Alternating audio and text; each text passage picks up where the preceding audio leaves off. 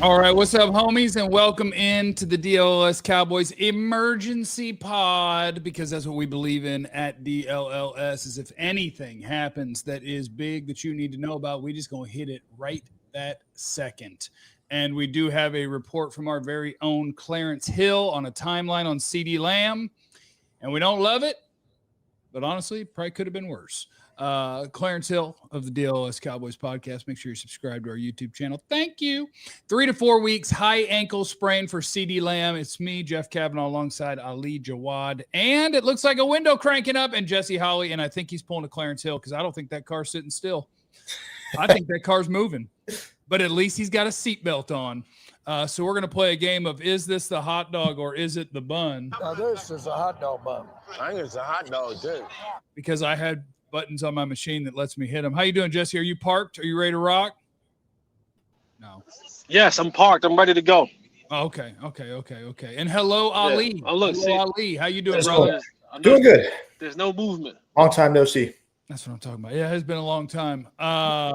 Matt said all because we wanted to hand the ball off to him. I'm not blaming the coaches for handing the ball to CeeDee. They've done it before and it's worked out fine. And they put him back there and they get fun matchups and it's worked out fine. It sucks that CeeDee Lamb got hurt. So now either you traded your best player right before the season and then your new best player got hurt, or you traded your second best player and then your best player got hurt. You put them in whatever order you want.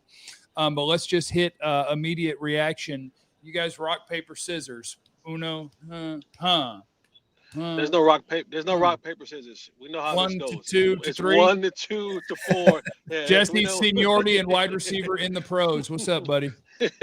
Yeah, you know, it's unfortunate, right? Like this season already had enough stuff negatively happening to the Cowboys, and now the one thing that at least for me, you guys know, I've been the captain of the all-world CeeDee fan club since August, and to have him go out right now it just sucks. And sometimes, not to quote Stephen A, but to quote Stephen A, what can go wrong will go wrong for the Dallas Cowboys. And this is another example of that, with CeeDee going down with this ankle injury that'll keep him out anywhere between 2 to 4, maybe 6 weeks. I will say this: if there's one person, and we've seen a host of Cowboys get hurt over the years, and we've heard a host of Cowboys who are super reluctant or unwilling to rehab properly.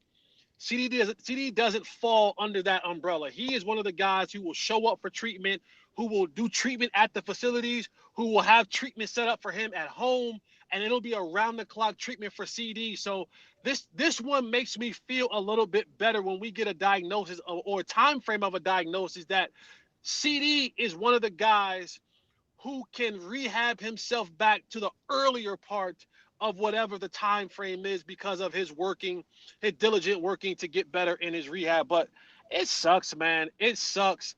It sucks majorly that this happened to CeeDee in this offense when they need their best player the most. Ali, right before you go, because I have it on my buttons, here's Jerry Jones with what this is really about. Why not just start the day fucking it up? Why not just start the day acting it up? You know what I'm saying?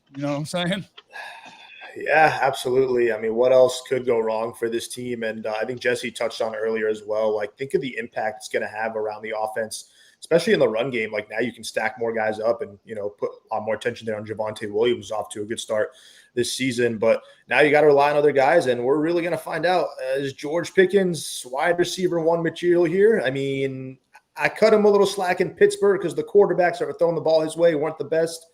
He's got a better quarterback here in Dallas, but to Jesse's point, like, he made the argument all offseason that Pickens really isn't that all-around dominant guy like what CeeDee Lamb brings to the table. We're going to find out more of that right there. And obviously Jake Ferguson, you have no excuses now to catch 13 passes for 82 yards. You better be catching 13 passes for 120 yards now moving forward over the next few weeks. But we're going to find out a little more about this offense and what they can do. Without 88, I don't want to know really what that looks like, because life without 88 is like life without number 11, and we're just living in this nightmare. But as far as that target return, 3 to 4 weeks, you really would like to have him out there by the time we play Washington, because if you drop this game to Green Bay, are you looking at, Jets, Panthers? Do you think those are still winnable games without CeeDee? And if you think you can win those games, you would like to have him out there week 7 because that's an important division game.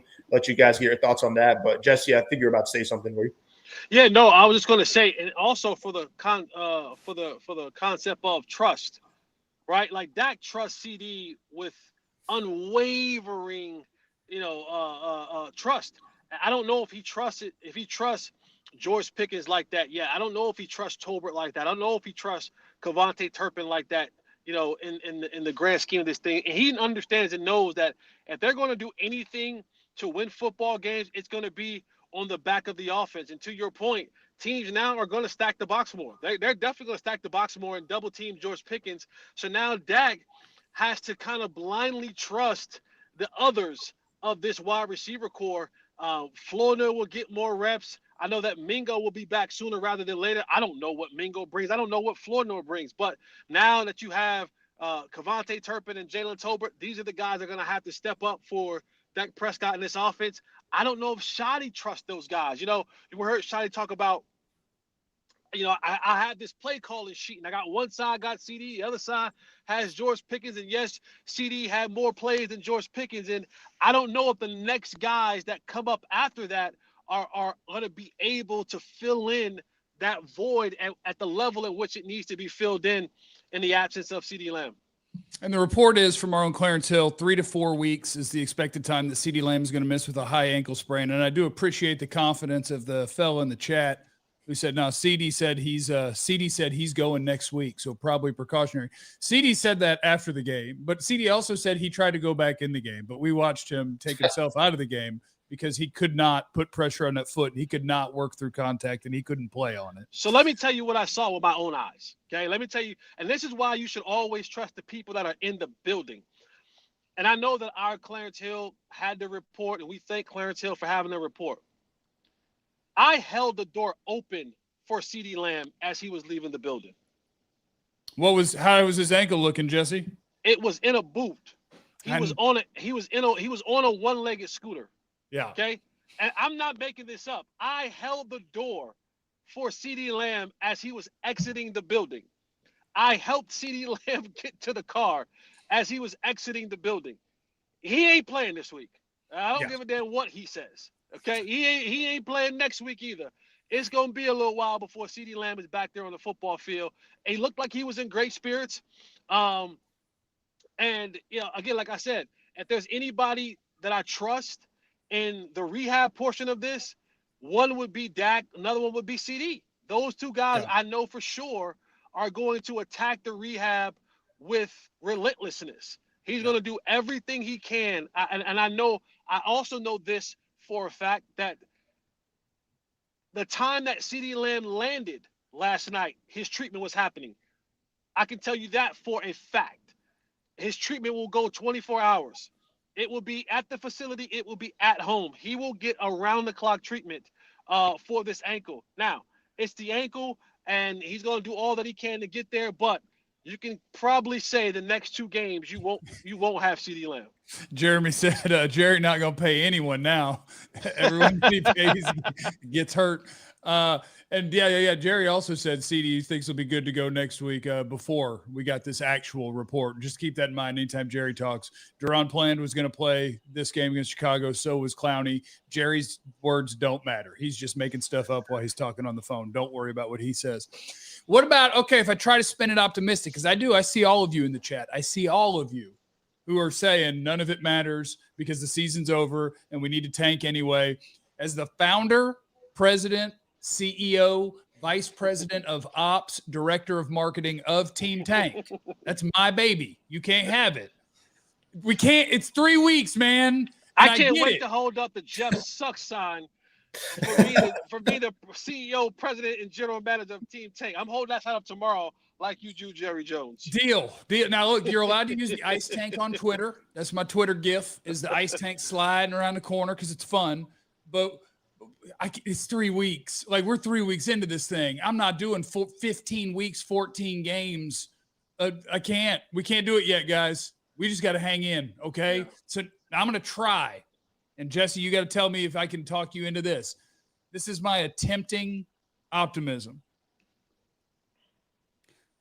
I agree with you that George Pickens is a number 2 and not a number 1. I think the way that a number 1 plays and operates doesn't necessarily fit with George Pickens. His role that he's played is his role. Like, he is a vertical other guy. If you give me one-on-one, he's not a, hey, I'm going to trust you to win on every route we got in the playbook and I'm going to come to you. But with what you have without CeeDee, what about the idea of forced chemistry? Like those times where you would always be looking for CeeDee, those times where you might see 3 instead of 88 and think, no, we're going to check that one down. Oh, I don't love that.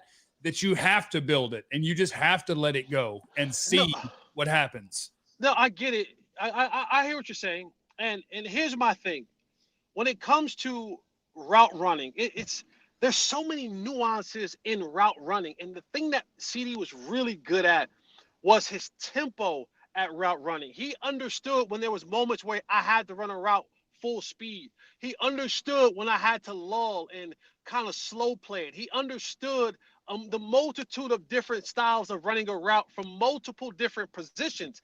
That was the uniqueness of CeeDee Lamb, is that, okay, cool, you can double me, but if I'm motioning to the slot, I'm able to work around certain things and maybe get the ball sooner or in between the double teams. And so that's the thing about George Pickens, is that I don't know if he has that level of fluidity and that level of understanding of the nuances of running routes from the slot, the middle of the field, in the seams, how to come out that. And then when you start talking about forced trust, that also tells me that you're also might be forcing the ball in there, which may lead to an interception or 2 in the game. And then we all know how that's going to come across on the Dak Prescott line. So I hear what you're saying, but I just know that there's a difference in the 2 types of receivers that work well for this offense.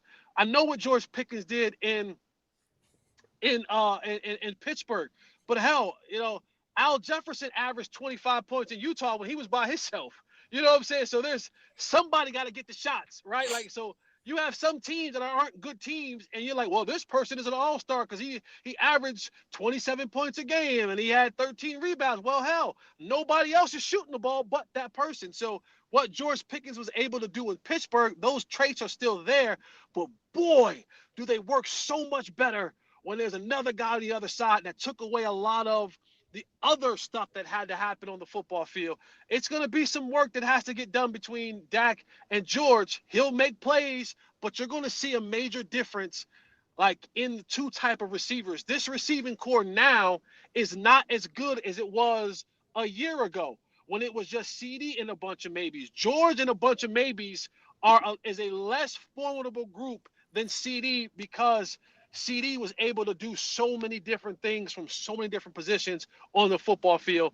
And I don't know if George Pickens can do all of those at that level. All right, let me say you this. Ali. Mm-hmm. If the goal is glory, I want me some glory hole. what if I told you that for these 3 to 4 weeks that CeeDee's out, that this defense is going to hold it down? All right, man, I'm out. Yeah, I'm with Jesse on that. I'm out, dog. All right, couldn't sell anybody on that one. All right, no not problem. happening. That's okay. Yeah. Hey, John, block me, John. Cut me out and block me so I don't have to listen to more. You know what? I'll give you the courage for trying, but All right. no Flournoy way. got back just in time. Flournoy got back to look. I'm just trying my best over here, okay? I'm trying my best over here. Is it the hot dog or is it the bun? So far, everything's what's coming up all buns, no hot dog, and I don't like that. So look, Dak. The Cowboys are going to have to truly bank on playing lesser opponents. And let's just say this, like, let's put Green Bay to the side, because with Micah, with CeeDee Lamb, with a fully healthy roster, I don't think many people gave the Cowboys a chance to win that game anyway. Browns so let's beat just them go ahead a and bank that already, right? Like let's just bank that. Now, what the Cowboys can make a little hay is, you gotta go beat the Jets. You gotta go beat the Panthers. You gotta go beat the Cardinals, right? Like, those are the games that you gotta go and beat. And now you find yourself back there about 500 somewhere. Yeah. Right? You can't. You're gonna lose to the Packers anyway with a healthy CeeDee. So just count that as a loss, right? Just like you say, you don't get credit twice. right? And then now you got to go win. That's the hope. That the hope is that you go to what's the record now? 1-2. 1-2, yeah, about to be 2-2. If Cleveland can do it, so All can right, we. so you go 1-3, and then you go beat the Jets, Panthers, and Cardinals. Put yourself at 4-3. By that time, hopefully now you got CeeDee back. You'll be getting hopefully you'll be getting Overshown back. Maybe you get Bland will be back. So now you get a host of guys coming back, and you're one game above 500. Man. With the way our defense is playing, I sound way more confident than I do. Okay, Jesse, I appreciate what you tried to do. Look, we are making everybody look great. So come on now. I appreciate what you tried to do. Ali, I don't appreciate you tearing down everybody's hopes and dreams. And it was good to see everybody. Our hopes and dreams were thrown out weeks ago. You guys all have a great day, and we're going to whoop the Packers this weekend. Cowboys by 40. All right? Peace out, everybody. Remember, you have no idea what anybody's going through. Be cool to everybody. We love you. Be easy. Eliminate the contingencies. We all silly like the mayor.